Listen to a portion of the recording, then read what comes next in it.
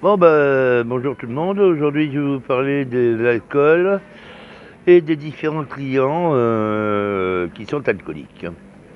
Alors, on dit que les clochards et que les gens de la rue sont des alcooliques et des drogués. Moi, je ne crois pas, oui, qu'ils soient tous des alcooliques et des drogués, autant que les gens qui ont une maison soient tous des alcooliques et des drogués. Mais je crois qu'il y a plus de gens qui ont des maisons qui sont des alcooliques et des drogués que les gens de la rue, proportionnellement. Alors que dire? Toujours nier la vérité? Toujours faire de l'exclusion sociale des gens qui sont alcooliques dans la rue? Toujours donner et dire mais c'est pour manger, pas plus. Alors, c'est pour manger ou c'est pour boire? Ou pour fumer? Non, on va très rarement aux putes avec. Euh, Ça manque. Pourtant, beaucoup de gens dans la rue manquent de vie sexuelle, autant que les handicapés. Ah oui. Pour une jeune fille, sortir avec un homme de la rue, c'est une avanie. C'est quelque chose de mal. Ça marque pas bien. Pour certaines, c'est quelque chose de valorisant. Elles se valorisent, elles ont pitié, elles se servent de leur corps. Parce que, je sais pas, parce que c'est mieux. Parce qu'il est juste de passage. Parce qu'on fait la fête, on fume, on boit, on se drogue pendant un certain temps.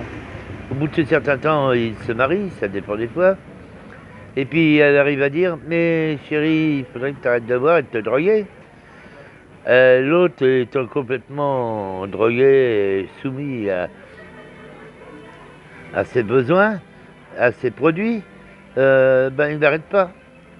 Et pourtant elle a commencé pour le connaître, en le connaissant, à se droguer et à boire. Maintenant il faut arrêter. Ça suffit. Ainsi que les gens disent oh, c'est drogué, c'est alcoolique. Ouais, c'est pas bien ce qu'ils font. Oui, c'est pas bien. Ils prennent notre argent pour picoler, pour boire, pour se droguer. Et qu'est-ce qu'ils font après? Ils ne mangent même pas.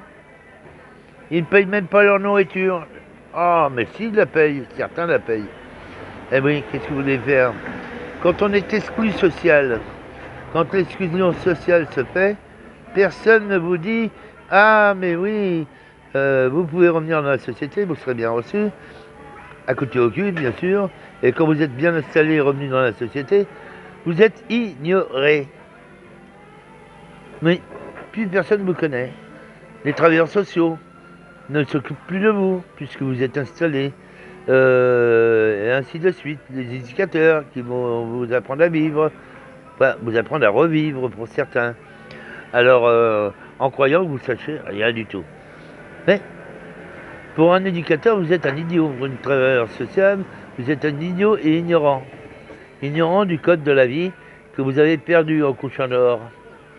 Ignorant parce que vous picolez comme un malade. Moi, j'ai connu un vétérinaire, il y a très longtemps, à Toulouse, France. Il a eu un problème familial, c'est-à-dire sa femme est morte, et il a pété les plombs. Il est devenu hétéromane. Et il en est mort. Était-il un marginal? Non, il était devenu un marginal. Eh oui, ça peut arriver à tout le monde. Même les plus riches, les plus pauvres. Il n'y a personne à qui ça ne peut arriver. Essayez un jour de comprendre la situation de chacun. Essayez de comprendre quelle est cette situation et le pourquoi ils sont dans cette situation. Certains sont dans une situation à cause de misère sociale, familiale et tout ce qui s'ensuit. Cause d'échec social, d'intrusion dans la société. Beaucoup sont malades parce qu'on a fermé, les centres psychiatriques ont fermé beaucoup de lits. On les a mis à la rue avec une pension et une autre prime d'autonomie.